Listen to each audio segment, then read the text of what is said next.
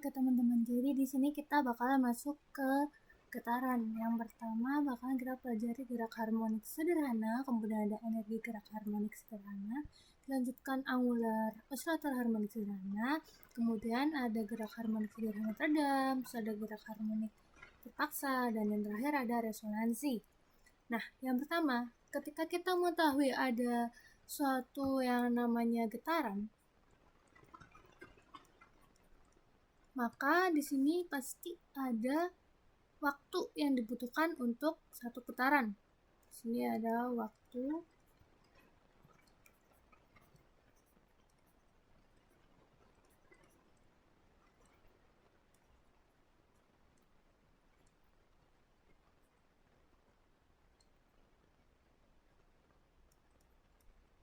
atau yang biasanya disebut sebagai T periode.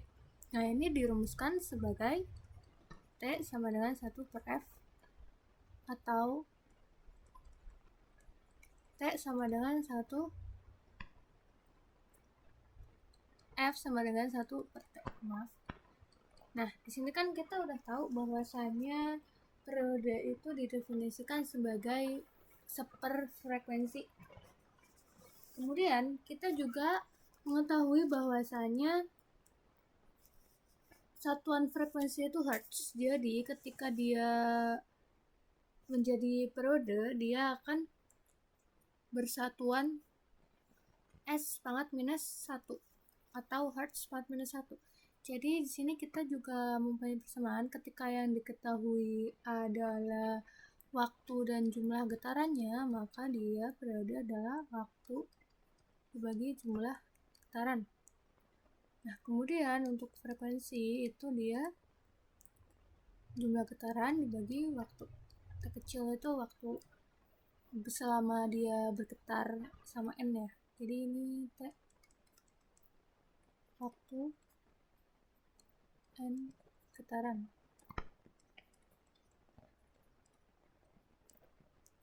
Nah, kemudian setelah kita mengetahui bahwasanya periode itu T per N atau periode sama dengan 1 per F, kita juga mengetahui bahwasanya di dalam gerak harmonik sederhana atau GHS, apabila suatu partikel bergerak bolak-balik terhadap suatu titik tetap, titik atau titik kesetimbangan, misalnya ada seperti ini, kan ini, terus gini, nah dia kan bolak-balik. Maka dengan gerakan yang sama, waktu, jarak, dan merupakan fungsi sinusoidal terhadap waktu. Jadi nanti bakalan diberikan persamaan dari gerakan tersebut, yakni X T sama dengan X maksimum cos omega T plus V. Nah, di mana ini merupakan frekuensi sudut, in omega frekuensi sudut, kemudian V-nya itu sudut fase. Nah, ini sebagai amplitudo maksimum.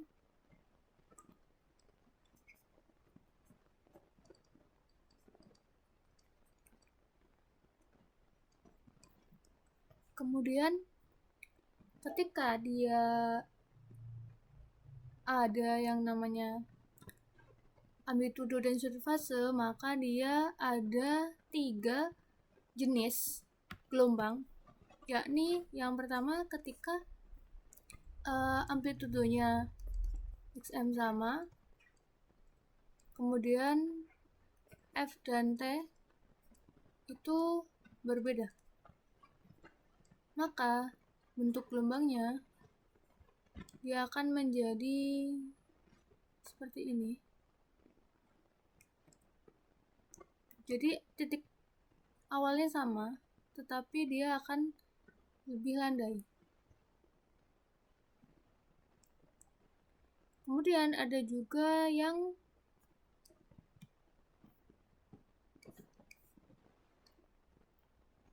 XM berbeda, artinya amplitudenya sama tetapi frekuensi dan periodenya itu sama. Maaf, tadi maksudnya amplitudenya itu berbeda. Kalau ini kan amplitudenya sama. Jadi dia awalnya di sini, sama-sama di sini, terus nanti dia juga sama-sama ntar di sini tingginya sama segini. Ini XM nya. Ini jadi ini harusnya tinggi sama. Nah gitu. Ini juga ntar sama. Nah kalau ini XM nya berbeda tapi frekuensi dan periodenya sama. Artinya dia dimulai dari titik yang berbeda, misalnya di sini.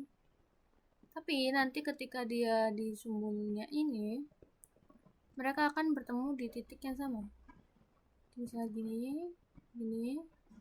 Ini titik temu yang sama. Kemudian ketika dia nilai negatifnya dari sudut fase, dia akan berpengaruh ke pergeseran. Artinya ketika ini sudut fase negatif, maka di sini akan berpengaruh ke pergeseran. Misalnya kurva awalnya seperti ini, nanti dia akan bergeser sejauh ini. Nah, untuk pergeseran itu persamaannya masih sama seperti yang didefinisikan pada awal, persamaan pergeseran.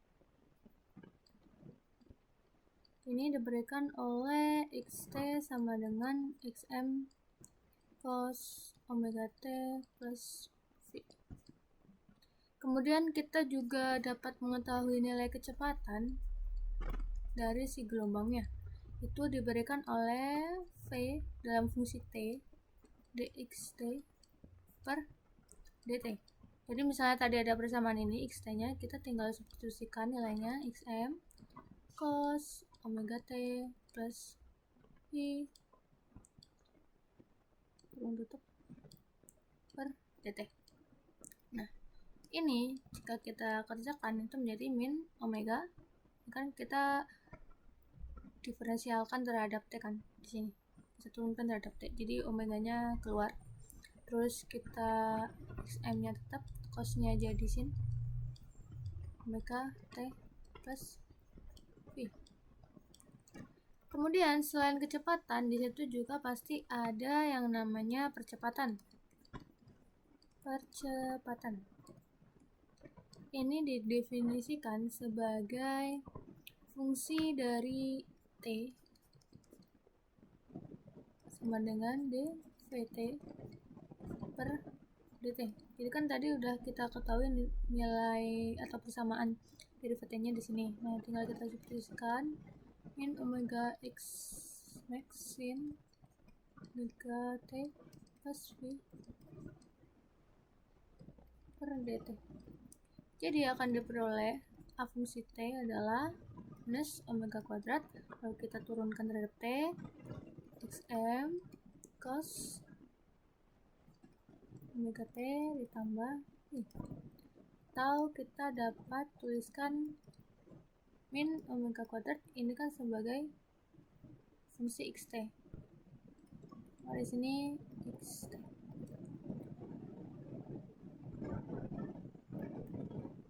Selanjutnya kita masuk kepada hukum gaya yang berlaku pada pegas. Sini pegas. Misalnya kita punya seperti ini. Pegasnya di sini, terus di sini ada bebannya yang masanya M. Konstanta pegasnya ini K. Nah, pada GHS atau osilator harmonik sederhana itu tidak ada gaya gesek yang bekerja baik di lantai maupun di udara. Jadi ketika kita definisikan gayanya itu bisa kali percepatan atau M V minus omega kuadrat X. atau kita dapat tuliskan bahwasanya F itu minus M omega kuadrat X, di mana F sama dengan minus K dikali X. Nah, kita dapat ketahui bahwasanya nilai K atau konstanta pegasnya itu adalah M omega kuadrat. Dari sini kita peroleh M omega kuadrat sama dengan K dibagi M, sehingga omega sama dengan akar K per M. Nah, dari persamaan omega sama dengan K dibagi M ini, kita juga dapat mendefinisikan periode, yaitu 2pi M akar M dibagi K. Ini bakalan terpakai di beberapa contoh soal.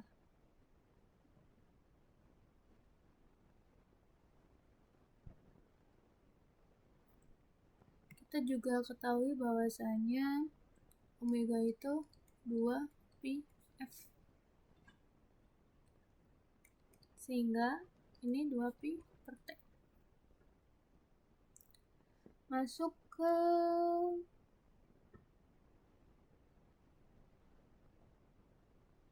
energi. Jadi energinya itu ada energi kinetik, ini energi,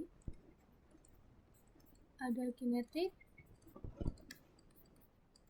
dan potensial.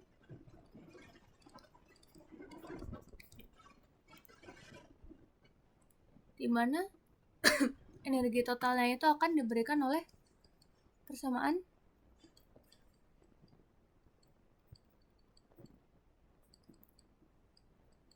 U ditambah K.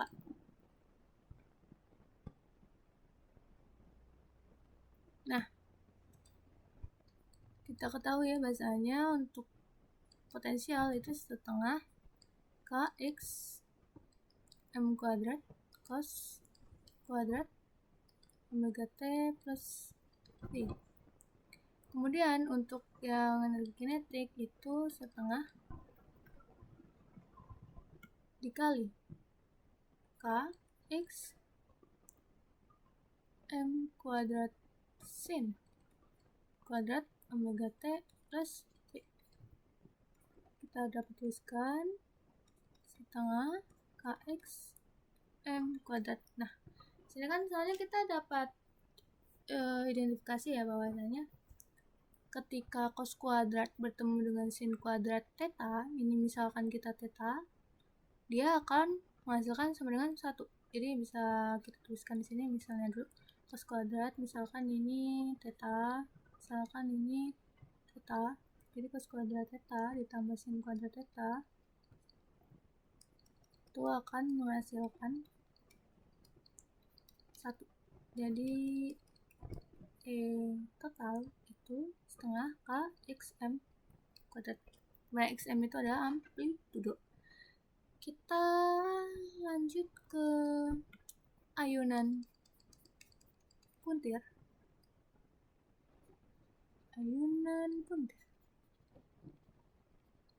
Bahwasanya dia memiliki persamaan torsi yang diberikan oleh tau sama dengan minus K theta. Ini kappa ya teman-teman, atau konstanta torsi. Jadi lambangnya agak sedikit berbeda dengan K yang tadi. K yang ini tuh agak besar ya teman-teman. Kalau yang K konstanta pegas tadi itu K kecil. Kalau ini K-nya agak gini.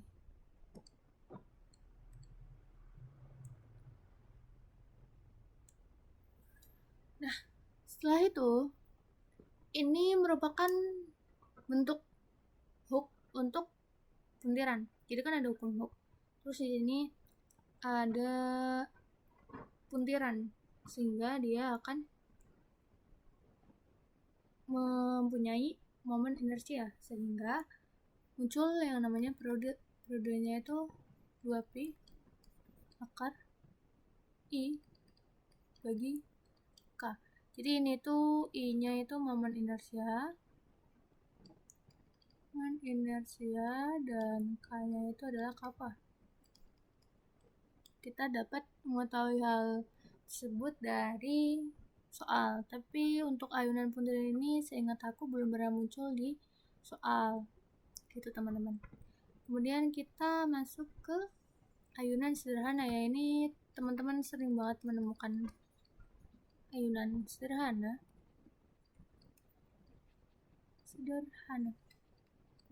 Jadi misalnya dia ada di sini.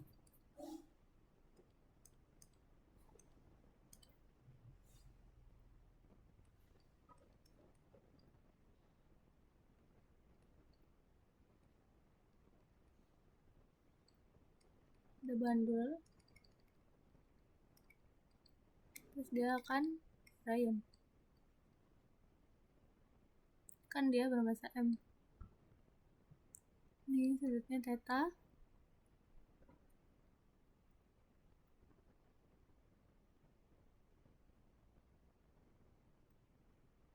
Kemudian kita dapat identifikasi bahwasannya panjang talinya itu L.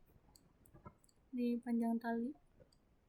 Terus ketika dia udah di sini, dia bakalan punya gaya semacam ini. Jadi ada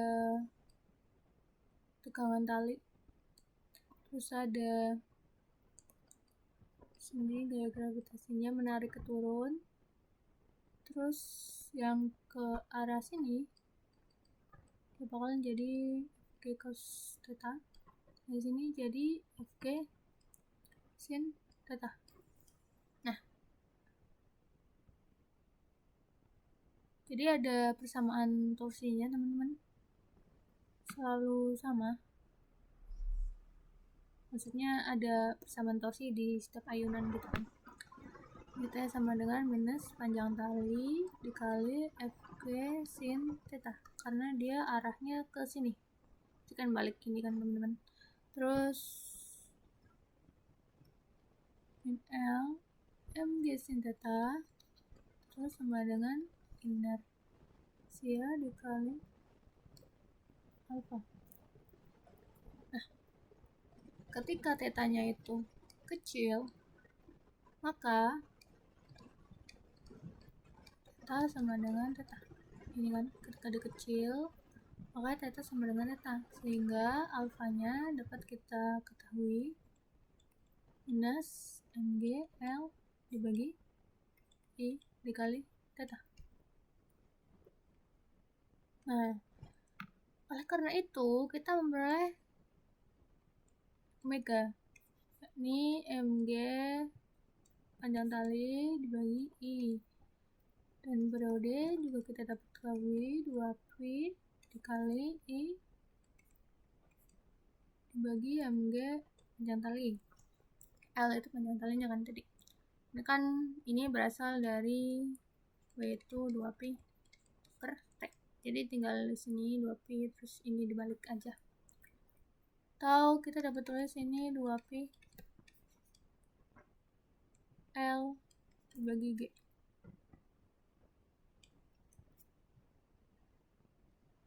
Untuk bandul yang fisis,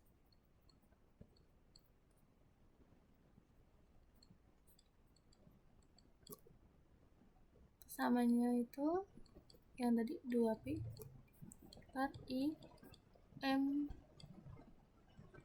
GH. Jadi L nya itu diganti H.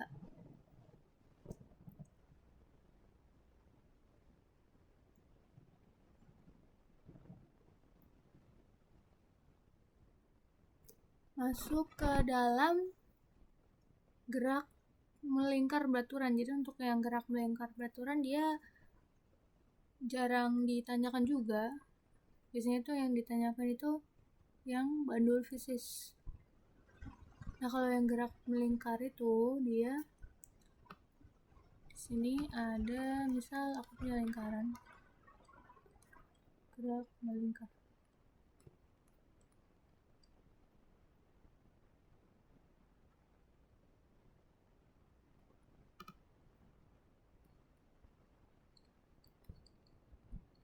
Salah, aku punya lingkaran.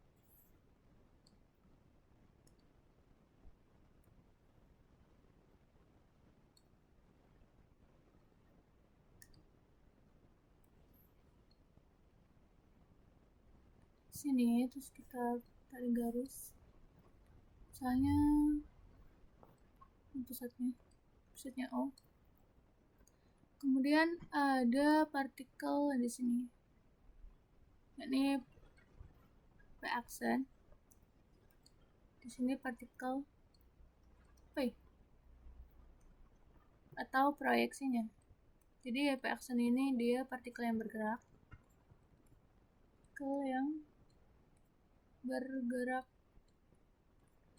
Melingkar. Untuk P-nya ini dia proyeksi dari si partikel yang bergerak melingkar itu tadi. Nah, kita dapat identifikasikan bahwasanya ini XM, amplitudonya, terus sudutnya itu sebagai ini sudutnya omega t plus V, dan untuk ke jarak yang ke proyeksi ini dia sebagai persamaan xt.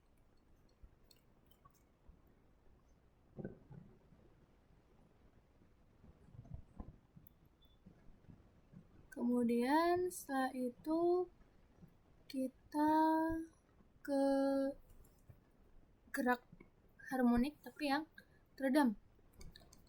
Jadi ini gerak harmonik sederhana teredam.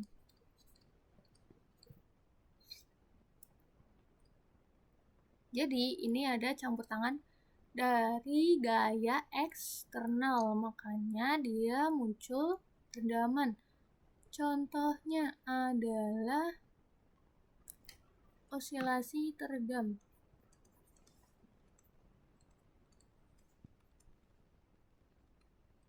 Jadi ada gaya gesekan, sehingga Fs atau gaya pegasnya itu min Kx.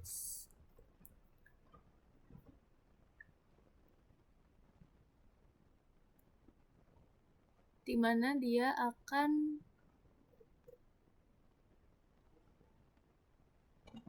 diperoleh bahwasanya setelah kita mengetahui gaya osilasi teredam ini, si pegas, juga kita dapat mengetahui gaya redamannya.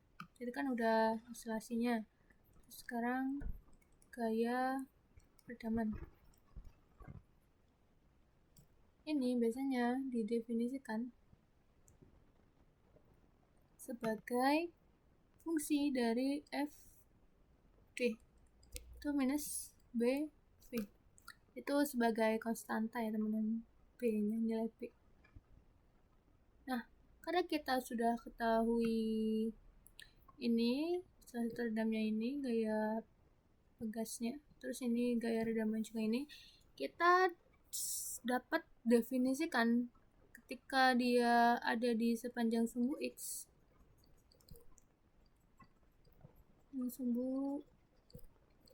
maka F itu sama dengan MA kan. Nah, sini F-nya itu ada kontribusi dari Fd dan Fs, sehingga dapat kita tuliskan minus B V minus Kx sama dengan MA.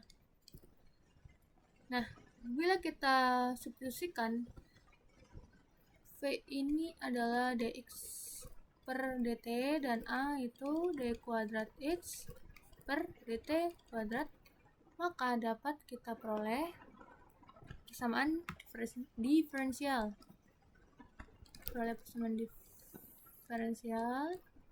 Bahwasanya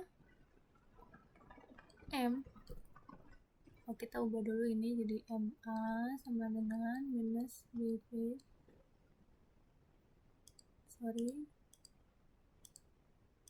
kita jadikan satu ruas, plus BV plus KX sama dengan 0. Kan M dikalikan D kuadrat X per DT kuadrat ditambah B dx per dt plus kx sama dengan 0. Nah, kita peroleh persamaan diferensial ini. Untuk penyelesaiannya, ketika kita menemukan persamaan diferensial order 2 seperti ini, maka pasti ada unsur sinusoidalnya, sinus kosinus gitu kan. Nah, xt-nya kita dapat ketahui bahwasanya sini amplitudo E minus BT dibagi 2M dikali cos omega aksen T plus V. Ini kan tadi amplitudo.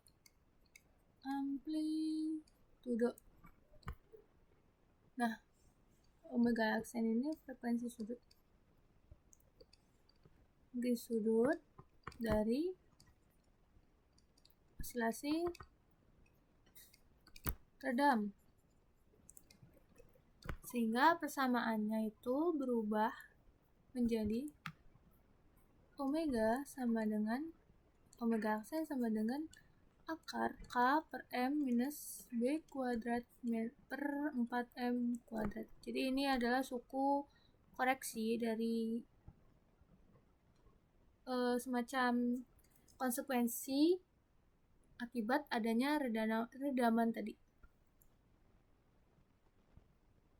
Jadi misalnya kita punya gelombang, di awalnya gini, ketika dia teredam maka akan semakin mengecil, semakin mengecil, semakin mengecil, semakin mengecil gitu.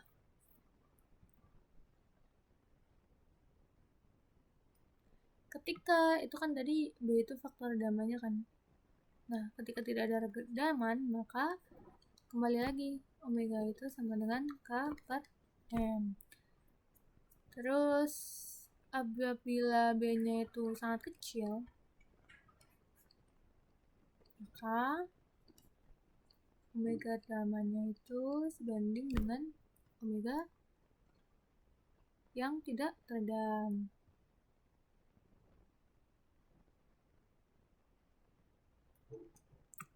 Untuk energinya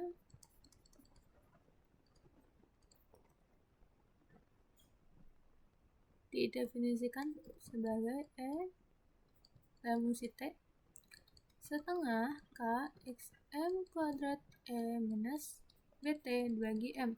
Ini berlaku ketika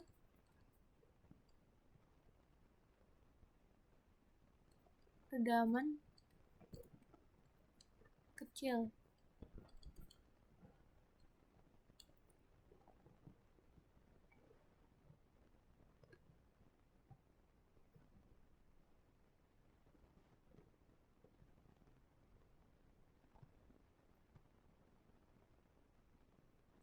Lalu yang terakhir itu ada osilasi terpaksa dan resonansi. Nah, apabila seseorang itu memberi ayunan tanpa memberi dorongan, maka dia akan mengalami osilasi bebas.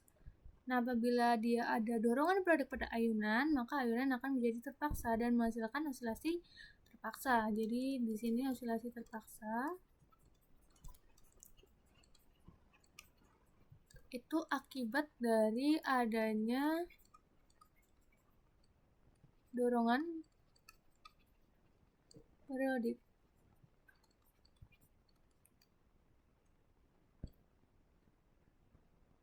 Pada ayunan. Kemudian ada dua frekuensi angular atau frekuensi sudut yang berosilasi dengan sistem osilasi terpaksa, yaitu yang pertama ada sini dua frekuensi sudut dalam sistem osilasi terpaksa. Yang pertama ada frekuensi sudut natural atau omega. Ini yang terjadi ketika sistemnya itu diberi gaya dorong sekali saja, kemudian dibiarkan berosilasi sendiri. Jadi dia alami. Kan gaya dorong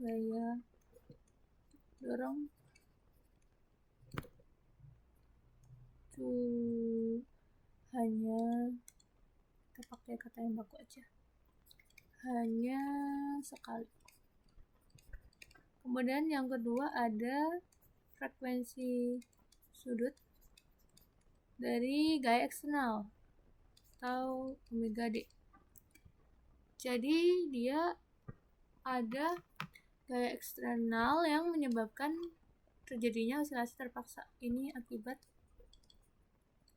gaya eksternal, misal dari angin atau dari apapun itu.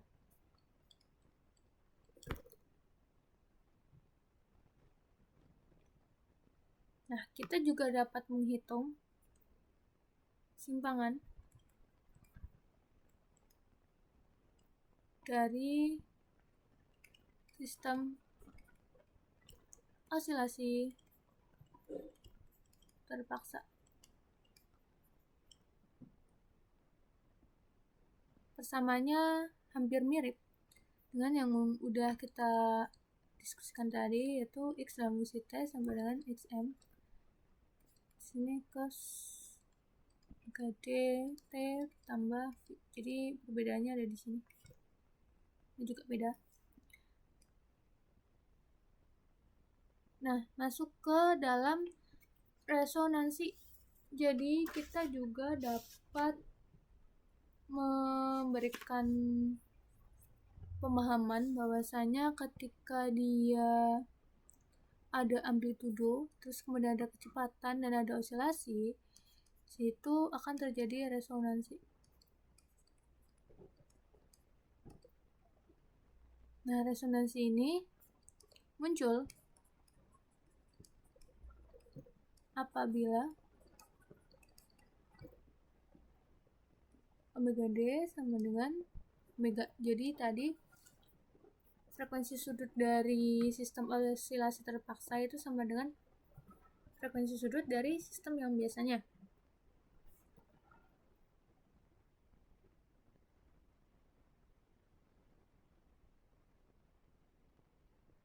Begitu teman-teman, apakah ada yang ingin ditanyakan? Kalau ditanyakan boleh banget baca aku ya teman-teman. Kemudian kita masuk ke contoh soalnya, yaitu di sini ada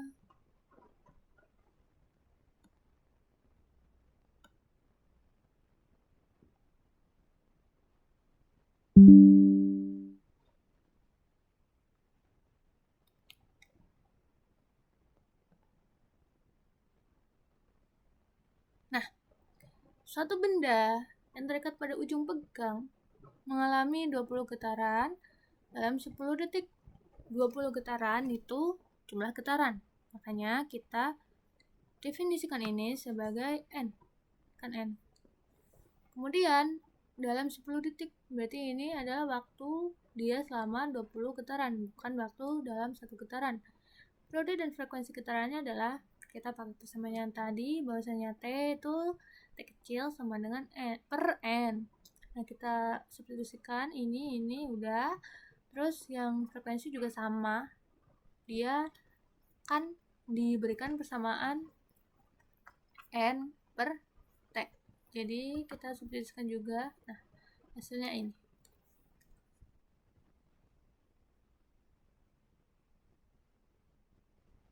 Kemudian ada juga contoh soal di nomor berikutnya.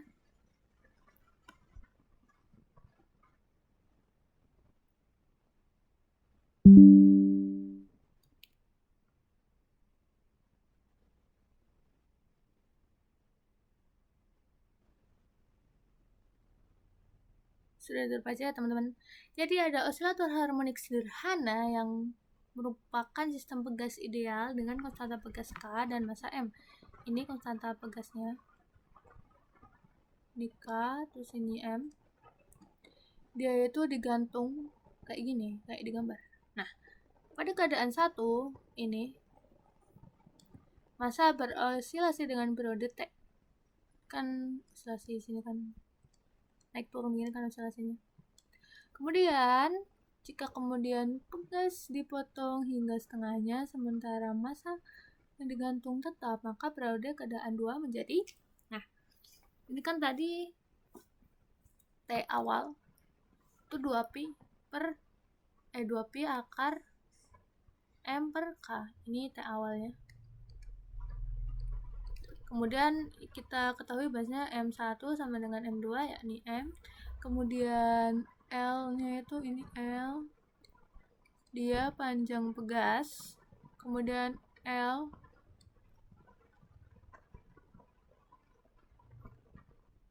satu itu sama dengan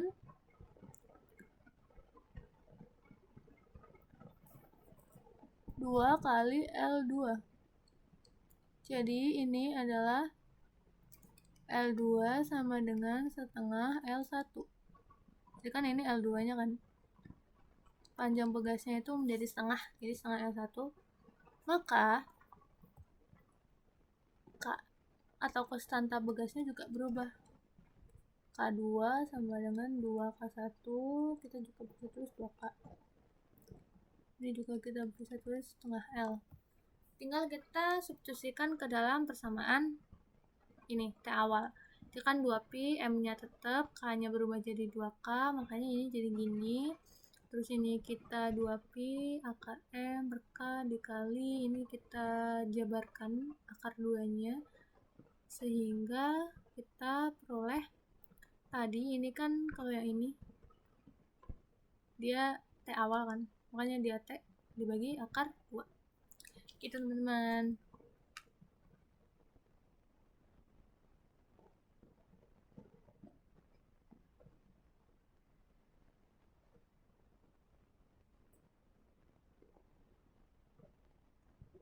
Untuk contoh soalnya 2 itu cukup sih. Untuk yang bentuk-bentuk soal lainnya ada di UAS 20, 21, 22 juga ada. Nanti teman-teman bisa baca juga. Kemudian untuk soal yang 2024 juga akan menyusul. Gitu. Terima kasih teman-teman. Apabila ada yang ingin tanyakan, jangan sukar untuk baca aku. Aku juga mohon maaf karena tidak bisa mengisi materi secara langsung. Juga mohon maaf kembali apabila aku di PC ternyata agak slow respon karena ternyata sekarang itu masih agak-agak hektik gitu teman-teman, masih sebesar-besarnya. Sekian dari aku, terima kasih dan selamat melanjutkan materi yang selanjutnya.